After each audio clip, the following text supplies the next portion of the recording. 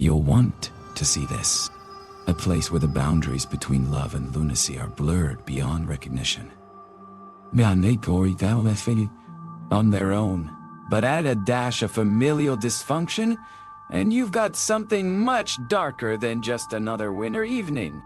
The shadows cast by flickering streetlights danced across the walls of the Jenkins residence. Sarah Jenkins moved silently through creaking floorboards, her footsteps barely audible in the stillness. She paused before entering her room, running a hand over the smooth wood panel as if tracing memories etched there. Her eyes drifted toward the wall opposite the bed, where a small space between the molding and ceiling held secrets unspoken. In another part of the house, Emily Jenkins stepped out of the bathroom, water droplets clinging to her hair like tiny glass beads. A faint scent of mint lingered on her breath. With deliberate slowness, she raised the phone to her ear, hesitating before dialing a number already memorized. The digits resonated deep within her chest, matching the rhythm of her heartbeat. As the call connected, a soft hum filled the air. Words spilled forth, laced with quiet urgency. "It has to end tonight," they said, tone muffled by some unseen force. The response on the other side remained a low murmur, leaving Emily's words to echo off walls that grew increasingly oppressive. The connection severed abruptly. For several moments, silence wrapped itself tightly around Emily, suffusing her pores. Then, with calculated composure, she set down the receiver and began gathering things from various rooms. Objects shrouded in dust, half-forgotten relics of shared youth. Each item added bulk to 2 substantial garbage bags now stacked beside the door. She gazed at them briefly, then turned back inside, locking herself away behind veils of secrecy, shadows darkening the recesses of her heart. Breathless pauses punctuated the account given during the investigation. We couldn't help but wonder how it all started. No clear thread ran between erratic behavior, photographic manipulations, or torn fabric caught in locks, weaving an impenetrable tapestry of nooks. Weaving an impenetrable decay. Desires and Gina rummaged through her daughter's room, eyes scanning the space as if searching for something hidden behind every surface. Dust motes danced in sunbeams streaming through grimy windows. Her hands trembled slightly as she picked up a framed photograph, their family smiling together at some distant beach. Fingers brushed against the glass, leaving streaks on the polished surface.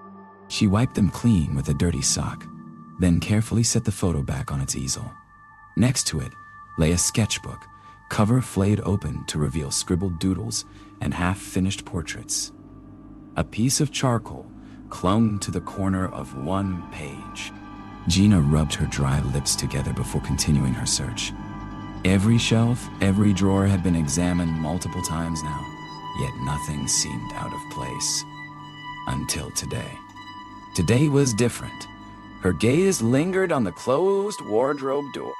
It hadn't swung shut properly last night. Perhaps tonight wouldn't offer better luck. With a hesitant hand, Gina pushed it open wide enough to peer inside. The closet reeked of dampness, stale air trapped within its walls. Clothes hung askew from rusty hooks, each garment heavy with sweat-scented odor. Atop the pile, where floor met hanger, rested Emily's favorite plush toy, Mr. Whiskers, his once vibrant fur, matted into greasy strings. Beneath him, however, a folded note clutched by transparent adhesive. Gina pushed aside dusty hangers, careful not to disturb the clothes tangled among them. Each garment stank of sweat and neglect, clinging to hooks like rotting meat. "Mr. Garment!" Whiskers glared up at her from atop the pile. She hesitantly reached out, fingers tracing the plush toy's matted fur. Beneath him lay the folded note, sealed shut with transparent adhesive. Gina picked it loose, trying to open it without tearing the paper further. Fragile silence filled the room as she slowly unfurled the letter. The words blurred before her eyes, tears streaming down her face as she realized the truth. Emily wasn't just missing. She'd never existed. Every photo, sketch, and memory had been fabricated, planted by someone. Her? Intent on erasing all signs of their shared past. Gina stumbled back, collapsing onto the creaking bed frame behind her. Her chest heaved, breaths catching like dry wood snapping beneath strain. She clutched the letter tight, crumpling it within her fist as panic seized hold. Her gaze flailed wildly about the cramped space, every surface now tainted by suspicion, before settling on the bedside table where Mr. Whiskers sat perched, vacant stare frozen forever. Those greasy strings could have come from anyone. They were just strings, yet... Gina pressed trembling hands over mouth, retching bile as a dreadful thought pierced her mind. What if this twisted nightmare mirrored some long-buried trauma she couldn't remember? As panic clawed upward, silvery hairs sprouted along the back of her neck. Air thickened inside the closet. Dampness seeped into every pore. With skin slicked by cold sweat, Gina dragged herself toward the door. Run! Get out now, Rel! Through quivering lips came one word. Papa. Voice shattered on impact. Fragmented cries dying in strangled gasps. Stay back! Crying for help would change nothing. There might have been love left to reclaim. Memories worth saving. Or even forgiveness waiting beyond the darkness, closing in around them, suffocating and complete. But those moments slipped away ungraspable, consumed by shadow. A moment passed. Then, soundlessly, the lights died. In blackness, heavy as stone, silence crushed breathing like airlessness, crushing lungs. Closing narration shadows still linger across the Jenkins residence, refusing to be extinguished. The secrets hidden between molding and sealing remain unspoken, while the weight of their truths hangs precariously balanced. They say that horror doesn't require grand spectacle or supernatural forces. It can arise from intimate spaces, where love turns to madness and sanity unravels threadbare. Under flickering streetlights, we're reminded that sometimes the most unsettling thing isn't what lies outside our walls, but rather the echoes that haunt us from within.